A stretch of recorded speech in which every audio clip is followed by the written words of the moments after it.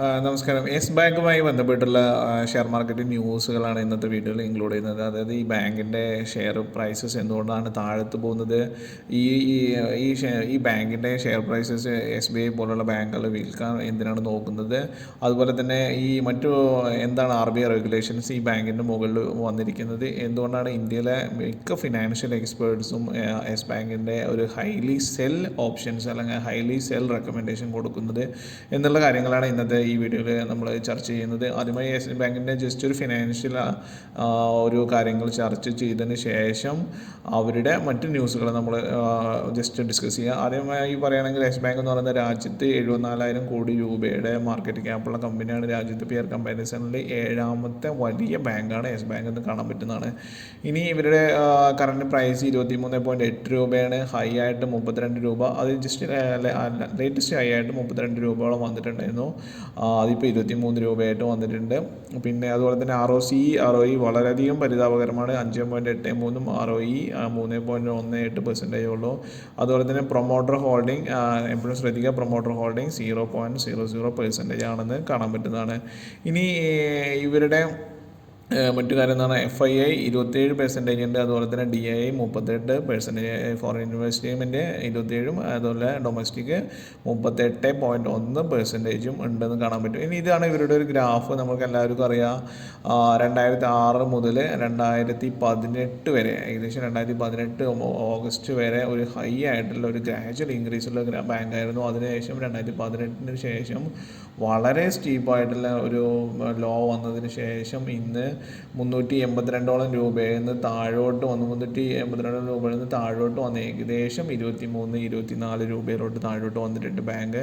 അപ്പോൾ ഇവരുടെ ഒരു നെഗറ്റീവ് ആയിട്ട് നോക്കുന്ന company reporting repeated profit, not paying dividend, low interest ratio, delivered poor stake growth, ഇതൊക്കെയാണ് ഇവരുടെ നെഗറ്റീവായിട്ട് ഇതിൽ കാണിക്കുന്നത്. ഇനി പിയർ കമ്പാരിസൺ നോക്കുകയാണെങ്കിൽ 7ാമത്തെ ബിഗ്ഗസ്റ്റ് ആണെന്ന് കാണാൻ പറ്റുന്നതാണ്. ഇനി ഇവരുടെ ഒരു പ്രോഫിറ്റ് ആൻഡ് ലോസ് നോക്കുകയാണെങ്കിൽ ഫസ്റ്റ് നമ്മൾ നേരിട്ട് നോക്കേണ്ടത് ഫിനാൻഷ്യൽ പ്രോഫിറ്റാണ്. അത് 2018 ശേഷം നമ്മൾ സ്റ്റോക്കിനെ പറഞ്ഞു. അതുപോലെ തന്നെ 2019 -2,000 കോടിയാണ്, പിന്നെ -32 കോടിയാണ്, -7 കോടിയാണ് 2021 മാർച്ചിൽ.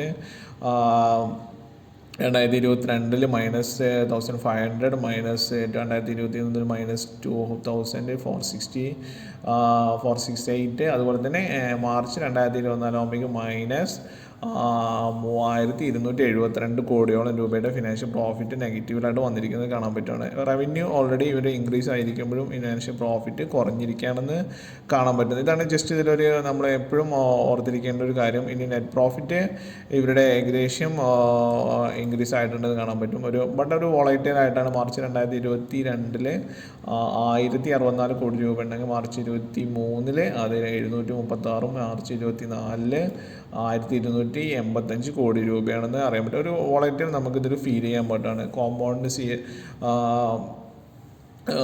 കോമ്പൗണ്ട് സെയിൽസ് ഗ്രോത്ത് നോക്കുകയാണെങ്കിൽ 5 ഇയേഴ്സിൽ അത് നെഗറ്റീവിലോട്ട് വന്നിട്ടുണ്ട്. പിന്നെ അതുപോലെ പ്രോഫിറ്റ് ഗ്രോത്ത് ആണെങ്കിൽ 5 ഇയേഴ്സിൽ അത് -6 വന്നിട്ടുണ്ട്.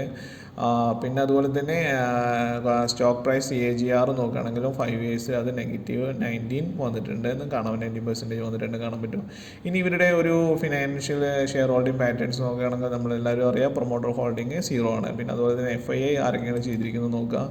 FII നോക്കുകയാണെങ്കിൽ വെർവെന്ത ഹോൾഡിംഗ്സ് ലിമിറ്റഡ് ഉണ്ട്, അവർക്ക് 9.2%ഓളം അവരുടെ സ്റ്റോക്കാണ്. പിന്നെ ബാസ്ക് ഇൻവെസ്റ്റ്മെൻറ്റ്, പിന്നെ അതുപോലെ അമാൻസ ഹോൾഡിംഗ് പ്രൈവറ്റ് ലിമിറ്റഡ്, ഇത്തരം കമ്പനികളാണ് ഇവരുടെ മെയിനായിട്ടുള്ള FII ആണെന്ന് കാണാൻ പറ്റുന്നത്. അതുപോലെ തന്നെ DII നോക്കുകയാണെങ്കിൽ ഡൊമസ്റ്റിക് ആണെങ്കിൽ SBI, ഇതാണ് നമ്മൾ ഏറ്റവും കൂടുതൽ ശ്രദ്ധിക്കേണ്ടത്. SBIക്ക് 2024 ആകുമ്പോഴേക്കും 23.99%ഓളം അവരുടെ സ്റ്റോക്കാണിതുള്ളത്. പിന്നെ LIC അവരുടെ ഉണ്ടായിരുന്ന അവരത് കൊടുത്തു കഴിഞ്ഞു. Life insurance corporation of India, പിന്നെ UTF എന്ന് പറഞ്ഞിട്ടുള്ളതും അതും അവർക്കും സ്റ്റോക്ക് ഇപ്പോൾ കറൻ്റ് ഇല്ലെന്ന് കാണാൻ പറ്റുന്നതാണ്.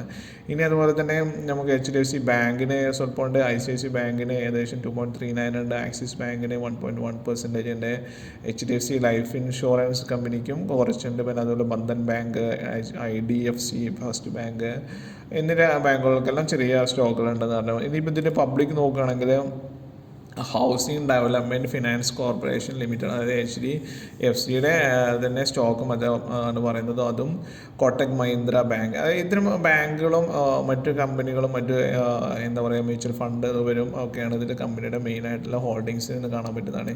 ഇനി ഇവരുടെ ലേറ്റസ്റ്റ് ന്യൂസ് പറയുകയാണെങ്കിൽ എന്തുകൊണ്ടാണ് യെസ് ബാങ്ക് ഡൗൺ ആവുന്നതെന്നുള്ള റീസൺസ് നമ്മൾ ഗൂഗിളിൽ നോക്കുകയാണെങ്കിൽ പലപ്പോഴും നമുക്ക് കാണാൻ പറ്റുന്നത് ഇവരുടെ ഏകദേശം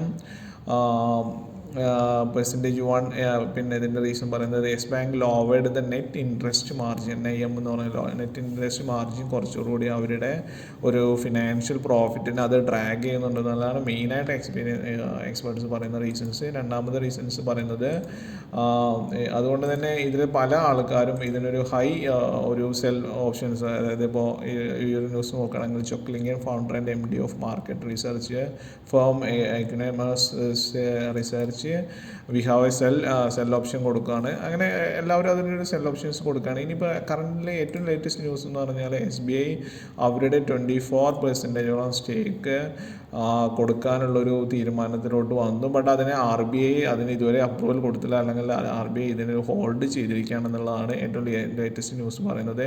അപ്പോൾ ഇത്തരത്തിലുള്ള ഒരു സ്റ്റോക്കുകൾ കൊടുക്കാൻ പറ്റാതിരിക്കുന്നതോ വാങ്ങാൻ പറ്റാതിരിക്കുന്നതും ഒരു നെഗറ്റീവ് ഇമ്പാക്റ്റ് ബാങ്കിന് അല്ലെങ്കിൽ ഈ ഒരു ഫേമിന് ഉണ്ടാക്കുക എന്നുള്ളതാണ് എക്സ്പേർട്സ് പറയുന്ന ഒരു റീസൺസ്.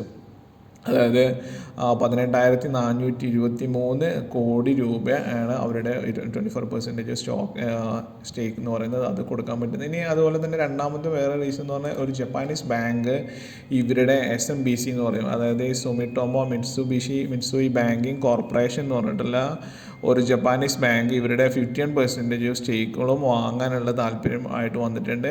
ബട്ട് ഈ ഒരു കാര്യത്തിനും RBI ഇതുവരെ പെർമിഷൻ കൊടുത്തിട്ടില്ല. ബിക്കോസ് 51% FIയുടെ കയ്യിലെത്തുന്നത് ഇതിൻ്റെ റെഗുലേഷൻസും മറ്റു കാര്യങ്ങളുമായിട്ട് RBI ഇതുവരെയ്ക്കും അതിനുള്ള പെർമിഷൻ കൊടുത്തിട്ടില്ല എന്നുള്ളതാണ്. പിന്നെ അതുപോലെ തന്നെ ഇതിൻ്റെ മറ്റു കാര്യങ്ങൾ ഈ പ്രൊമോട്ടർ ഹോൾഡിങ്സ് അല്ലെങ്കിൽ ഇതിൻ്റെ ഹോൾഡിങ്സ് കുറയ്ക്കേണ്ടി വരും ഇത്ര ഗ്രാജുവൽ ടൈമിൽ. അപ്പോൾ അതും ഈ ആയിട്ടുള്ള ടേംസിലും ഈ SMBC ആയിട്ടുള്ള ഒരു കൺക്ലൂഷൻസിൽ എത്താത്തതാണ് ഇപ്പോൾ ഇതിന് കാരണം എന്നാണ് പറയുന്നത്. അപ്പോൾ ഇതൊക്കെയാണ് യെസ് ബാങ്കുമായി ബന്ധപ്പെട്ടുള്ള ലേറ്റസ്റ്റ് ന്യൂസ്. അപ്പോൾ ഇതിൽ ഒരു ഹൈ സെല്ലോ അല്ലെങ്കിൽ പിന്നെന്താ പറയുക ബയോ റെക്കമെൻഡേഷൻസ് അല്ല, ഇതെല്ലാം ചെയ്യുന്നതിന് മുമ്പ് നിങ്ങളുടെ ഫിനാൻഷ്യൽ എക്സ്പേർട്സുമായിട്ട് ജസ്റ്റ് കോൺടാക്റ്റ് ചെയ്യണമെന്ന് റിക്വസ്റ്റ് ചെയ്യണം.